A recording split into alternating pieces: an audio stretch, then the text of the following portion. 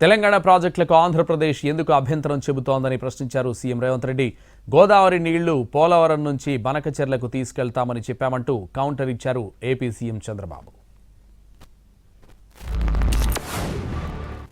మా నికర జలాల గోదావరిలో అదనపు నీళ్లు ఉన్నాయి, గోదావరి నీళ్లు సముద్రంలో కలుస్తున్నాయి, సముద్రంలో కలిసే నీళ్లు మేము వినియోగించుకుంటున్నాం అని వాదిస్తున్న ఆంధ్రప్రదేశ్ మా ప్రాజెక్టులకు ఎందుకు అభ్యంతరం పెడుతుంది?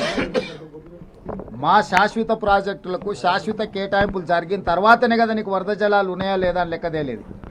సో గోదావరి నది మీద నిర్మిస్తున్న తెలంగాణ ప్రాజెక్టుల యొక్క నీటి కేటాయింపులు పూర్తయిన తర్వాతనే ఏదైనా ఇతర ప్రాజెక్టులకు అనుమతి ఇవ్వాలి, ముఖ్యంగా వరద జలాలకు సంబంధించి.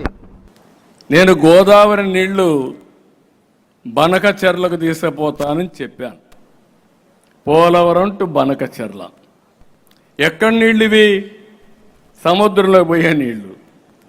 సముద్రంలోకి పోయే నీళ్లు నేను తీసుకుపోతానంటే దాన్ని కొంతమంది ఒక పార్టీ రాజకీయం చేస్తే వాళ్ళు చేశారు కాబట్టి మేము చేయకపోతే వెనకబడిపోతామని ఇంకొకరు మాట్లాడే పరిస్థితికి వచ్చారు. ఇది మంచిది కాదు.